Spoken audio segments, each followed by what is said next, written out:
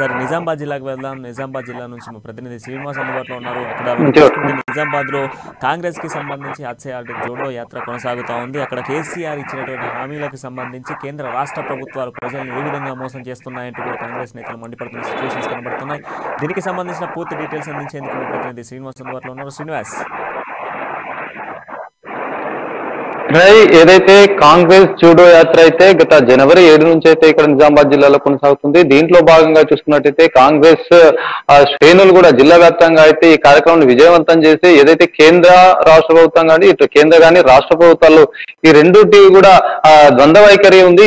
ఇవి ఇద్దరిని కూడా ఈ రెండు పార్టీలు ప్రజల్ని అయితే మభ్యపెట్టే విధంగా చేస్తున్నాయని దాని అట్లాగైతే ముందుకెళ్తున్నారు, ప్రజల్లోకి వెళ్తున్నారు. ప్రజల్లోని సమస్యలను తెలుసుకుంటూ ఇటు కేంద్ర రాష్ట్ర ప్రభుత్వాలు చేసేటువంటి ఏదైతే పథకాలు కానీ ఇవన్నీ కూడా కాంగ్రెస్ పాలన ఉన్నప్పటి నుంచే ఉన్నాయి అని చెప్పేసి ఆ విధంగా ఇక్కడ ప్రజల్లోకి వెళ్తున్న పరిస్థితి కనిపిస్తా ఉంది. మొత్తానికి ఏదైతే ఎవరెంతటి వాళ్ళు కూడా ఈ పోటీల్లో ఖచ్చితంగా వచ్చే ఎలక్షన్ లో గెలవాలనే ఉద్దేశంతో ఇవన్నీ కూడా చేస్తున్నట్టు కనిపిస్తా ఉంది. ముఖ్యంగా ఈ కాంగ్రెస్ గురించి ఈ రోజు చూసుకున్నట్టయితే నిజామాబాద్ జిల్లాలోని భీమ్గల్ లో అయితే ఇట్లాంటి ఏదైతే జాతీయ జోడో కార్యక్రమంలో భాగంగా అయితే అక్కడికి వెళ్ళి ప్రజల్లో వాళ్ళ సమస్యలను తెలుసుకుంటూ ప్రజలకైతే కాంగ్రెస్ పార్టీ వస్తే వచ్చే ఫ్యూచర్ లో అయితే కాంగ్రెస్ పార్టీ వస్తే కానీ ఎట్లాంటి ఏం చేస్తారని కూడా వాళ్ళకు వివరించడం జరిగింది. ఏదైతే వరంగల్లో చెప్పినటువంటి ఏదైతే రాహుల్ గాంధీ చెప్పినటువంటి మాటలను కూడా వీళ్ళు ఇక్కడ చెప్తున్న పరిస్థితి కనిపిస్తా ఉంది. ఏదైతే రైతులకైతే 2 లక్షల రుణమాఫీని కూడా ఇస్తామని చెప్తున్నారు. దీంతో పాటు ఏదైతే పేదవాళ్ళు ఎవరైతే ఉంటారో వాళ్ళకి ఇల్లు నిర్మించుకోవడానికి 5 లక్షల రూపాయలు అయితే ఇస్తామని చెప్తున్నారు. దీంతో పాటుగా కూడా ఇట్లాంటి ఏదైతే ధరణిలో ఇష్యూస్ ఉన్నాయి, ధరణిలో ఈ పోడు భూముల గురించి కూడా ఇవన్నీ కూడా ఖచ్చితంగా అయితే కాంగ్రెస్ ప్రభుత్వం వస్తే మీకు ఇలాంటి బాధలన్నీ తప్పుతాయని చెప్పి కూడా చెప్తున్న పరిస్థితి కనిపిస్తుంది. మరో రకంగా అయితే కేంద్ర ప్రభుత్వం ఈ పెట్రోల్ కానీ డీజిల్ కానీ వంట గ్యాస్ సంబంధించినటువంటి ఇవన్నీ కూడా ఉన్నాయి. ఇవన్నిటి కూడా కాంగ్రెస్ ప్రభుత్వం ఉన్నప్పుడైతే 500 రూపాయలు ఉండేది. అక్కడ నుంచి ఇప్పుడు ఈ మధ్య కాలంలో ఇంతగానో పెరుగుతున్నా కూడా వాళ్ళు ప్రజలకైతే వివరిస్తూ సానుకూలంగా వాళ్ళ నుంచి అయితే స్పందన లభించేది వాళ్ళకి ఎక్స్ప్లెయిన్ చేస్తున్న పరిస్థితి కనిపిస్తుంది. ఇక్కడ రాజస్థాన్ లో అయితే ఇప్పటికి కూడా 500 రూపాయలే ఉంది, అక్కడ మా ప్రభుత్వం ఉంది కాబట్టి ఇట్లాంటి ధరలు ఉన్నాయని చెప్పి కూడా వాళ్ళు ఇక్కడ ప్రజలకు వ్యక్తం చేస్తున్న పరిస్థితి కనిపిస్తా ఉంది. ఒకవైపు బోధనలో కూడా ఈ రోజు ఆ కార్యకర్తల సమావేశం కూడా నిర్వహిస్తున్నారు. కాంగ్రెస్ పార్టీ అయితే ప్రజలకు వెళ్తే ఏ విధంగా చెప్పాలి ఏంటి అనేది కార్యకర్తలకు ఒక ఆత్మీయంగా ఒకటి కార్యకర్తల మీటింగ్ అనేది పెట్టుకున్నారు.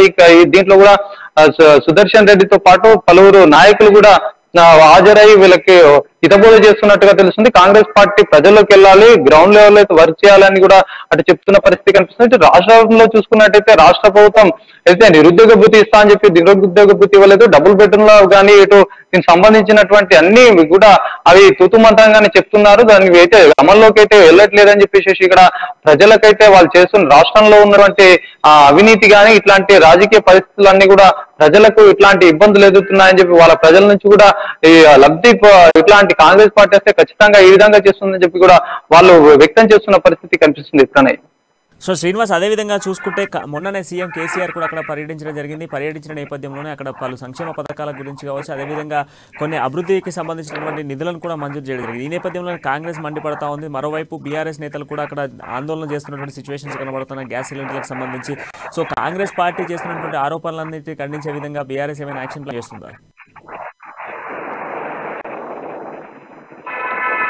అయితే మొత్తానికి ఒకవైపు చూస్తుంటే రాజకీయం అనేది వేడెక్కిన పరిస్థితి కనిపిస్తుంది. ఒక పార్టీ పైన ఏదైతే అధికారంలో ఉన్న పార్టీ తన గొప్పలు చెప్పుకొని ఏదైతే చేస్తున్న సంక్షేమ పథకాలన్నీ కూడా ప్రజలకు వివరించే విధంగా అయితే బీఆర్ఎస్ ప్రభుత్వం చేస్తుంది. ఇటు కాంగ్రెస్ చూసుకున్నట్టయితే తన అధికారం రావడానికి ఏదైతే ఇప్పుడు ఉన్నటువంటి ఇష్యూస్ అయితే పెద్దగా చేసి ఏదైతే ప్రజలకు ఇట్లాంటి ఇబ్బందులు ఉన్నాయని చెప్పేసి ఒకవైపు కాంగ్రెస్ చెప్తా ఉంది. అయితే దీని పట్ల చూసుకున్నట్టయితే ఒకవైపు బీజేపీ కూడా రేపు కూడా అనేక రకమైన కార్యక్రమాలు చేపడతా ఉన్నారు. దీంతో పాటు ఇట్లా డబుల్ బెడ్రూమ్ ఇష్యూ పైన అయితే ఇప్పుడు బీఆర్ఎస్ ప్రభుత్వం చేస్తున్నటువంటి ఆ డబుల్ బెడ్రూమ్ లో ఇస్తున్నామని చెప్పి చెప్తున్నారు. పేదలకు నిజామాబాద్ పట్టణంలో చూసుకున్నట్టయితే ఎక్కడెక్కడ కూడా పెండింగ్ లోనే ఉన్నాయి, వర్క్ అంతా కూడా పెండింగ్ లో ఉంది అని చెప్పేసి కాంగ్రెస్ నాయకులు ఆరోపిస్తున్న నేపథ్యంలో ఇటు బీఆర్ఎస్ ఇటు బీజేపీ పార్టీ కూడా రేపు దీనిపైన ఆందోళనకు దిగుతున్న పరిస్థితి కనిపిస్తుంది. ఏదైతే బీఆర్ఎస్ పార్టీ మాత్రం మేము చేస్తుంది ఎక్కడికక్కడ కూడా ప్రజల సంక్షేమాన్ని ఇక్కడ కళ్యాణ లక్ష్మి అనేక అంటే కాంగ్రెస్ బీఆర్ఎస్ ప్రభుత్వం చేస్తున్నటువంటి అభివృద్ధి పనులన్నీ కూడా సంక్షేమాలన్నీ కూడా పేదల కోసమే, ఇక్కడ ప్రజల కోసమే చేస్తున్నామని చెప్పేసి కూడా ఒకవైపు చేస్తున్నారు. షాదీ ముబారక్, కళ్యాణ లక్ష్మి గాని ఇట్లాంటి అన్ని అనేక పెన్షన్లు కానీ 2000 పెన్షన్లు కానీ ఇట్లాంటి సంక్షేమ పథకాలు ఇవన్నీ కూడా మేము చేస్తున్నామని చెప్పేసి